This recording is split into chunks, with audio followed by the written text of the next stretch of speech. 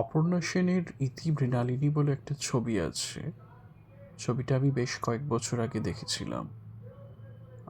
আমার হঠাৎ ইচ্ছে করছে ওই ছবিটি নিয়ে কথা বলতে। কেন ইচ্ছে করছে আমি জানি না এই অবেলায়, কিন্তু ইচ্ছে করছে আমার ভীষণ। ছবিটা আমি বেশ কয়েক বছর আগে দেখেছিলাম। তো ছবিটার গল্পটা আপনারা জানেন কি না আমি জানি না, হয়তো অনেকেই দেখেছেন। তাও একবার বলি। ছবিটা হচ্ছে, আমি যতদূর মনে করতে পারি, ফ্ল্যাশব্যাকে। পুরো ছবিটাই হচ্ছে ফ্ল্যাশব্যাকে। অপর্ণা সেন একজন বিগত দিনের অভিনেত্রী। অপর্ণা সেন হচ্ছে বয়স্ক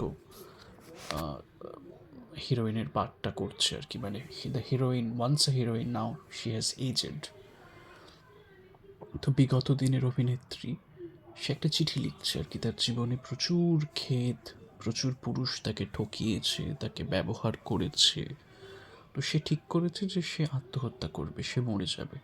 তো ছবিটা হচ্ছে ফ্ল্যাশব্যাকে পুরো ছবিটাই। আর প্রেজেন্ট ডেতে আমরা দেখছি অপর্ণা সেন রাত্রে বসে চিঠি লিখছে, ঘুমের ওষুধগুলো রাখা, খাবে, আত্মহত্যা করবে। তোর প্রথম যৌবনে তো প্রেসিডেন্সি কলেজে পড়তো, এবং হঠাৎ করেই তার অভিনয় জীবনে চলে আসে আকস্মিক একটা অ্যাক্সিডেন্ট। প্রেসিডেন্সি কলেজের উজ্জ্বল ছাত্রী, ক্লাস করে বেরোচ্ছে। সাহেব চট্টোপাধ্যায়, আমার মনে আছে, প্রেমিকের ভূমিকায় অভিনয় করেছিল সাহেব চট্টোপাধ্যায়। তো সে বামপন্থী, নকশালপন্থী। তো দুজন একদিন শুয়ে আছে, প্রেম করছে। 60-70-এর দশক, লেট 60s বা 70s, যে সময় নকশাল আন্দোলন হচ্ছে। পুলিশ রেড করলো, ছেলেটি বোধহয় পালালো, এবং ছেলেটি মারা গেল ছেলেটি। ওর প্রেমিক, যার সাথে ও প্রেম করত, কলেজের পর একসাথে যেত, হাত ধরাধরি করে, এবং সেটা হলো। তারপর হঠাৎ করে ফিল্ম লাইনে চলে আসা মৃণালিনী, ইতি মৃণালিনী ছবিটির নাম। মৃণালিনী, এই মেয়েটি, সে ফিল্ম লাইনে এলো, এবং সেখানে সে একজন বিবাহিত পুরুষ। আমার যতদূর মনে পড়ছে রজত কাপুর অভিনয় করেছিল সেই বিবাহিত পুরুষটির চরিত্রে। রজত কাপুর অভিনয় করেছিল, এবং সেখানে আমরা দেখছি যে সেই বিবাহিত পুরুষটির সাথে সে প্রেম করছে, এবং কিন্তু সেই প্রেমের কোনো স্বীকৃতি নেই তার কাছে। তার বিবাহিত জীবন, ফ্যামিলি বেশি ইম্পর্টেন্ট। স্বপ্ন সেনের যে চরিত্রটি মৃণালিনী, মানে কঙ্কনা সেনের সাথে প্রেম করছে, কম বয়সের অপর্ণা সেন।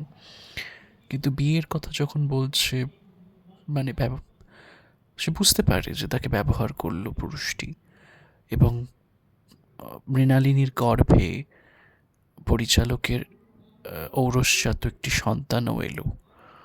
তো সেই সন্তানটার তো সামাজিক স্বীকৃতি নেই, ওই সময় ছিল না সিঙ্গেল মাদারের কনসেপ্ট এত। এদিকে সে বাচ্চাটাকে নষ্ট করতেও রাজি নয়, তাকে চাপ দিল পরিচালক, কিন্তু সে নষ্ট করবে না, সে তার পিতৃত্বের ভাগও নেবে না, আবার সন্তানটাকে নষ্ট করতে বলছে। কিন্তু মৃণালিনী সন্তানটার জন্ম দিল। তার এক নিঃসন্তান দাদা ছিল, দাদা বৌদি, তারা ক্যানাডাতে থাকে। সৃজিত মুখার্জি দাদার ভূমিকায় পাঠ করেছিল। তো ওরই মেয়ে ও পাঠিয়ে দিল দাদার কাছে, অ্যাজ ইফ তাদের সন্তান, এবং ওকে ওর মেয়ে ডাকতো পিসি বলে। পিসি ছুটিতে কলকাতায় আসতো, একসাথে ওরা সময় কাটাতো। তো খুব ভালো কথা, দুজনের মধ্যে ভীষণ একটা ভালোবাসা তৈরি হলো, বন্ধুত্ব তৈরি হলো, যা হয় আর কি। তো এইভাবে চলছিল। তারপর ওর জীবনে একটা খুব বড় ঘটনা ঘটে। তো যখন বুঝতে পারে যে কোনোদিনই ওকে ওই পরিচালক, যার সাথে ও প্রেম করছে, সে কোনোদিনই ওকে গ্রহণ করবে না, কোনোদিনই ওকে বিয়ে করবে না, তখন সে ঠিক করে চুলোয় যাক সমাজ, চুলোয় যাক সমাজপতিরা, চুলোয় যাক নিয়ম।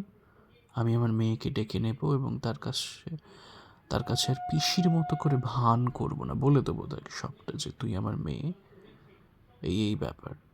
তো ঠিক হলো, এলো। যখন ওর মেয়েকে বলছে, দীঘাতে বেড়াতে গেছে, যে আমি আসলে তোর মা, বলছে মা আমি তো জানতাম সব সময় যে তুমি আমার মা। আর ওরা আমাকে রেজ করেছে, কি মিষ্টি। আমি এটি ফিরে যায়, ঠিক হয় যে ও আবার আসবে ফিরে এবং একেবারে পাকাপাকিভাবে কলকাতায় চলে আসবে, সেটা ঠিক হয়, মনস্থির করে ফেলেও। তো এসব ঠিক হয়ে গেছে, প্লেনের টিকিট কাটা, যেদিনও আসবে প্লেনে উঠলো, প্লেনটা ক্র্যাশ করলো। একটা মর্মান্তিক বিমান দুর্ঘটনায় মেয়েটি মারা গেল, বাচ্চাটি। যে বাচ্চাটিকে আঁকড়ে ধরে ও জীবনকে নতুন করে আবিষ্কার করতে চেয়েছিল। এটা তো গেল দ্বিতীয়। তৃতীয় হচ্ছে ওর এক সাউথ ইন্ডিয়ান বন্ধু হয়, কৌশিক সেন। সেই সাউথ ইন্ডিয়ান বন্ধুটির সাথে তার সাথে একটা খুব সুন্দর বন্ধুত্বের প্ল্যাটনিক সম্পর্ক তৈরি হয়। তো সে বলতো যে Mrinalini, you believe only in one kind of love. তো যাই হোক, দুজনের মধ্যে একটা বন্ধুত্ব তৈরি হয়, সেটা ভরসার জায়গাও তৈরি হয়। শেষ বয়সে যখন ওর অনেকটা বয়স, 50-60 পেরিয়েছে, প্রৌঢ়, তখনও জীবনে একটি অল্প বয়সী ছেলে আসে পরিচালক। তো রবীন্দ্রনাথের কর্ণকুন্তী সংবাদের স্ক্রিপ্ট লেখে সেই পুরুষটিকেও মন দিয়ে ভালোবাসে উজাড় করে। আবার একটা প্রেম হয় ওর, একটা অল্প বয়সে, অনেক ছোট ছেলেটি ওর থেকে বয়সে, তার সাথে একটা প্রেম হয়। কিন্তু সে বুঝতে পারে ছবির প্রিমিয়ারে গিয়ে যে সেই পরিচালকটিও আসলে কোট আনকোট ওকে ব্যবহার করেছে, তার একজন অল্প বয়সী বান্ধবী রয়েছে, এবং সে মোটেও আসলে ওই স্ক্রিপ্টটা লেখানোর জন্য মৃণালিনীর কাছে এসেছিল।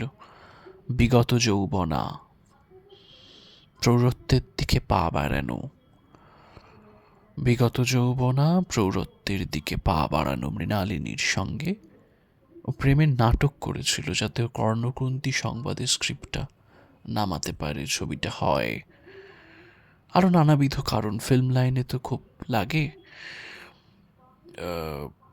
যাই হোক, যতদূর মনে পড়ছে আমার, ধর্মেন্দ্র এরকম একজন ছিল, যাকে সেসবে ঢুকছি না আমি। তো সেটাতেও খুব হার্ট হয়। তো বললাম, দুজন প্রেমিক ওকে ঠকিয়েছে, ওর মেয়েটি যাকেও ভালোবাসতো সেও মারা গেল। সব মিলিয়েও একটা দিন ঠিক করে যে আমি আর বাঁচব না। আমার জীবনে প্রচুর অভিযোগ, এই জীবন আমাকে নানানভাবে বঞ্চিত করেছে, আমি মর্যাদা পাইনি, আমি কি পেয়েছি জীবন থেকে, জীবনটা শেষ করে দেব আমি। চিঠিটা লিখছে, এগুলো কিন্তু সব ফ্ল্যাশব্যাকে হচ্ছে, ওর চিঠি লিখছে, একটার পর একটা ঘটনা লিখছে, সেগুলো আমাদেরকে ফ্ল্যাশব্যাকে দেখানো হচ্ছে। ঘুমের ওষুধ রাখা, ঘুমের ওষুধ খাবেও, এক গ্লাস জল, চিঠিটা লেখা শেষ হলো। তখন ও একটা টেক্সট করলো, বললো যে যাবার আগে আমার তো একটাই বন্ধু, যে সাউথ ইন্ডিয়ান বন্ধুটার কথা বলেছি, কৌশিক সেন, যার ভূমিকায় অভিনয় করেছিল, তাকে একটা চিঠি লিখলো।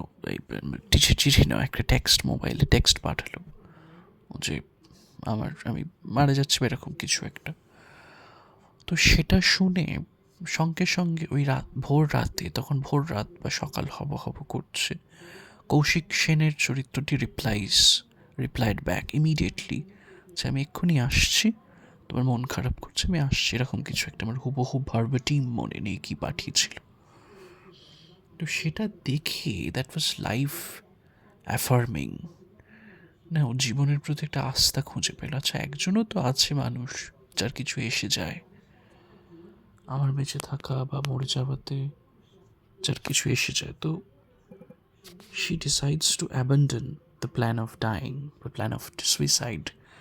এবং তখন সূর্য হচ্ছে, সকাল হচ্ছে, খুব ভাল লাগছে, মনে হলো যে আমি একটু হাঁটতে যাবো, দিনটা খুব সুন্দর, নতুন করে শুরু করা যেতে পারে।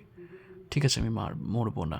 চিঠিটা দুমড়ে মুচড়ে, চিঠিটা হাতের মুঠোয়, ওটাকে দুমড়ে মুচড়ে ওই যে গ্লাসটা ছিল, যে গ্লাসের জল ঘুমের ওষুধের সাথে খেত, সেটাতে পুড়ে দিয়ে she decides to go on a morning walk. দিনটা নতুন করে শুরু করে। এবার দেখাচ্ছে ও দিব্যি যাচ্ছে, she abandoned the plan of dying. এমত অবস্থায় পুলিশের একটা ভ্যান একটা আসামিকে তাড়া করছে, সে ছুটছে। কোথাও কিছু নেই, এই ভদ্রমহিলা মৃণালিনী, বিগত যৌবনা, সে এসে গেল এবং গাড়িটাকে চাপা দিল, মারা গেল, স্পট ডেথ। আমার এত ভালো লেগেছিল দি এন্ডিং। আমার মনে হয়েছিল যে জীবনে আসলে কমপ্লেন করার কোনো মানেই হয় না। ওই রবীন্দ্রনাথের এই করেছে ভালো নিঠুর হয়ে, we have very little control over what happens in our life. এতক্ষণও ভাবছিল মারা যাবে, then by a sudden twist of fate she decides যে না, আমি মরবো না। যখন ভাবলো মরবে না, বাঁচতে চাইছে এত কিছু সত্ত্বেও, ঠিক সেই মুহূর্তেও মরে গেল গাড়ি চাপা পড়ে। আমি না এটা দেখার পরে আমি মেরে বসেছিলাম কিছুক্ষণ। দেখো একটা জিনিস, দেখুন বা দেখো বা দেখ, আমি জানি না আমার থেকে বয়সে ছোট কেউ দেখছে, সমবয়সীও কেউ দেখছে, বা বয়সে বড়ও কেউ দেখছে। আমার একটা জিনিস মনে হয় যে সব ছবি তো আসলে আত্মজৈবনিক। এই ছবিটাও ভীষণভাবে আত্মজীবনীমূলক। লিটারালি দেখলে চলবে না, নট লিটারালি অটোবায়োগ্রাফিক্যাল, নো। আত্মজীবনী মানে শুধু জীবনের ঘটনাগুলো দেখানো নয়, একজন পরিচালকের দৃষ্টিভঙ্গি, জীবনবোধ, তার দর্শন, সেটাও তো একটা ছবিতে আসে, এবং সেটাও আত্মজীবনীমূলক উপাদান আমার কাছে। যেমন আমার মনে হয় আমি ধরে ধরে দেখাতে পারি সত্যজিৎ রায়ের সব ছবির মধ্যে তার জীবন দর্শন, তার জীবনবোধ রয়েছে। আমার যেমন ব্যক্তিগতভাবে সব থেকে প্রিয় ছবি প্রতিদ্বন্দ্বী। তো প্রতিদ্বন্দ্বীর মধ্যে একটা 70 দশকের একটা যুবককে দেখছি, তার ভাই নকশাল। সে কিন্তু অত সহজে নকশালদের খতমের রাজনীতিকে সমর্থন করতে পারছে না। আবার তার মানেই যে সে প্রতিষ্ঠানের পক্ষে, সে যে কংগ্রেসি রাজনীতি বা সেই সময় যে কারাপশন এস্টাবলিশমেন্টকে সাপোর্ট করছে সেটাও নয়। সে কোনো পথ বেছে নিতে পারছে না, সে একটা দোটানার মধ্যে ভুগছে, দোলাচলে রয়েছে। আমার মনে হয় এই দোলাচল দোটানা দুটোর কোনো পক্ষকেই সে ঠিক সমর্থন করতে পারছে না। সে না হতে পারছে এক্সট্রিমিস্ট, অতিবাম, সে না হতে পারছে কংগ্রেসি, বা সেই সময়কার প্রতিষ্ঠান যা হচ্ছে সেটাকে মেনে নিতে পারছে না।